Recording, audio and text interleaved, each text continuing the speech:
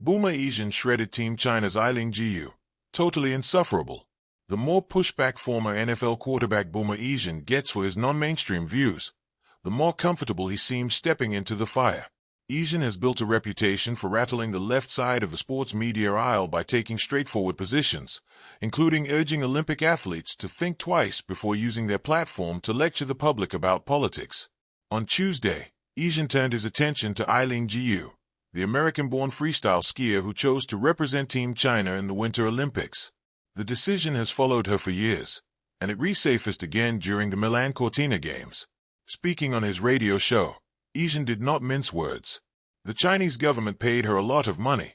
It's kind of funny that a communist country would pay a woman to be propaganda as a capitalist, Esiason said on Tuesday. She's a very attractive woman and she's extremely bright. She went to Stanford.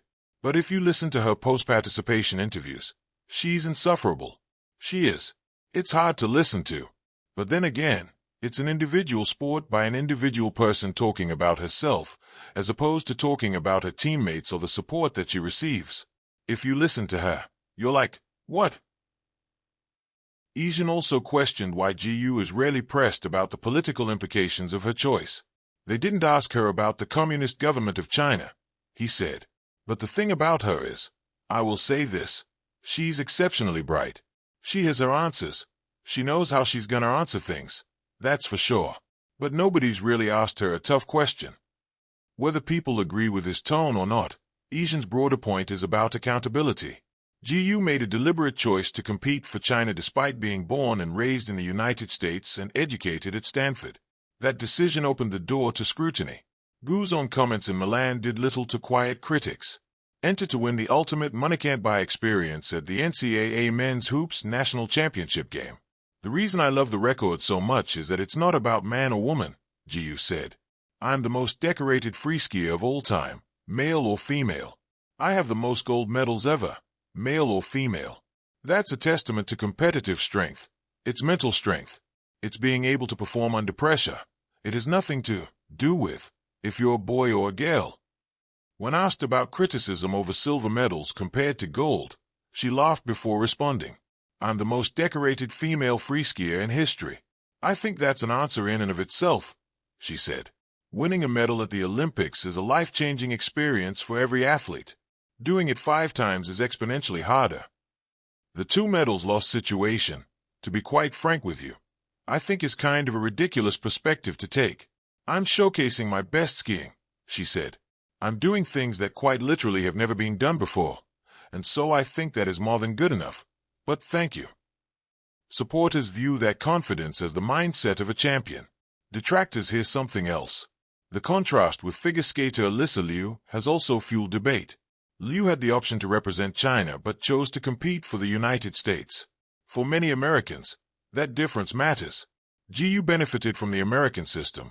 She trained in the United States, was educated here, and built a global brand with the help of American exposure.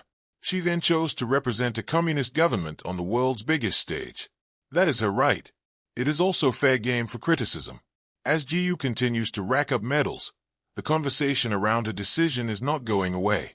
For Esiason and plenty of Americans watching at home, athletic brilliance does not place an athlete beyond tough questions. Boomer Esiason shredded Team China's Eileen Gu. Totally insufferable. In the ever-evolving arena where sports, identity, and media collide, few things ignite debate faster than a blunt opinion from a former athlete turned broadcaster. That was precisely the case when Boomer Esiason publicly criticized freestyle skiing superstar Eileen Gu, calling her totally insufferable. The remark, sharp and unfiltered, ricocheted across sports talk shows, social media feeds, and international headlines. But beneath the flash of controversy lies a more-layered story, one about patriotism, branding, generational perspectives, media spectacle, and the pressure of being a global athlete in a politically charged era. The comment that sparked the fire. Esiason, known for his candid takes and old-school sports mentality, did not mince words. Reacting to Gu's decision to compete for China instead of the United States, he criticized what he saw as self-serving branding and a carefully curated image. To him, Gu's high-profile sponsorship deals, luxury endorsements, and poised media presence represented something he found difficult to admire. Calling her insufferable was not simply about performance on the slopes. It was about perception, about what an athlete should represent. But perception, like patriotism, is rarely universal. Who is Eileen Gu? To understand why the criticism stung, and why it divided audiences, you have to understand who Gu is. Born in California to an American father and Chinese mother, Gu grew up between cultures. By her mid-teens, she was dominating the freestyle skiing circuit. At the 2022 Winter Olympics, she became one of the event's brightest stars, winning multiple medals and serving as a global face of the Games in Beijing. Her choice to represent China in international competition was both strategic and personal. She has said she wanted to inspire young girls in China and help grow winter sports there. Critics argued it was financially motivated. Supporters saw it as an authentic embrace of dual heritage. The reality likely exists somewhere in between. The generational divide. At its core, the Asian-GU clash highlights a generational divide in sports culture. Asian's era of professional athletics emphasized loyalty to flag and franchise. Athletes were expected to reflect national pride in a straightforward way. The globalization of sports was nowhere near today's scale. Branding existed, yes, but social media had not yet transformed athletes into multinational corporations. GU, by contrast, belongs to a generation fluent in global identity. She navigates Instagram, fashion runways, and sponsorship portfolios as effortlessly as ski halfpipes.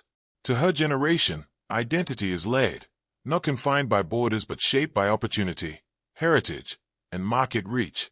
To some observers, that confidence reads as impressive poise. To others, like Esiason, it can feel calculated or overly polished. Patriotism in a global age. Athletes competing for countries other than their birthplace is hardly new. In soccer, track and field, and the Olympics, dual citizenship has long shaped rosters. But Gu's case struck a nerve because of timing and geopolitics. The relationship between the United States and China is complex and frequently tense. Against that backdrop, her decision was viewed through more than just a sporting lens. It became symbolic. Was she exercising personal freedom, or was she turning her back on the country where she was raised? The answer depends heavily on one's definition of loyalty. GU has consistently framed her decision as additive rather than subtractive. She has spoken about feeling fully American and fully Chinese. To her, representing China was not a rejection of the United States but an expansion of identity. Esiason, and many who agree with him, see national representation as a singular commitment. That philosophical difference fuels the friction. Media amplification and the insufferable label. Words matter, and insufferable is not neutral. It suggests arrogance, self-importance, excessive self-regard. But athletes in the modern era are expected to exude confidence. Sponsors seek charisma. Social media rewards bold self-expression. The line between confidence and perceived arrogance is thin, and often gendered. Male athletes who project dominance are frequently praised as fierce competitors. Female athletes displaying similar confidence sometimes face harsher descriptors. Is that what happened here? Some commentators believe so.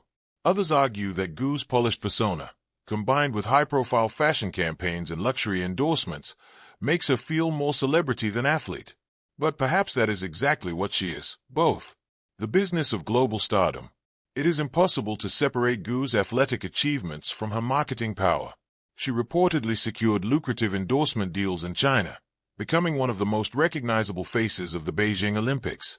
In today's sports economy, athletes are brands. They manage narratives, partnerships, and public images with precision. Gu's fluency in Mandarin and English, her academic accomplishments, and her fashion presence made her a marketer's dream. From a business standpoint, representing China opened enormous commercial opportunities. China's consumer market is vast, and GU became a bridge between East and West. Critics interpret that strategy as opportunistic. Supporters call it savvy. But strategy and sincerity are not mutually exclusive. Athletes, like any professionals, weigh personal, cultural, and financial considerations. The burden of dual identity. For biracial and bicultural athletes, representation can feel like walking a tightrope. Choosing one flag can be interpreted as rejecting another. Every statement becomes scrutinized.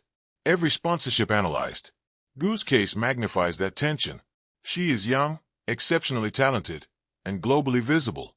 The scrutiny she faces is amplified by politics she did not create but cannot escape. When Esiason dismissed her so bluntly, it simplified a nuanced identity into a caricature. That is the nature of sports talk radio: bold statements, sharp edges, and little room for complexity. Performance versus personality. Lost in the controversy is a fundamental question: should personality overshadow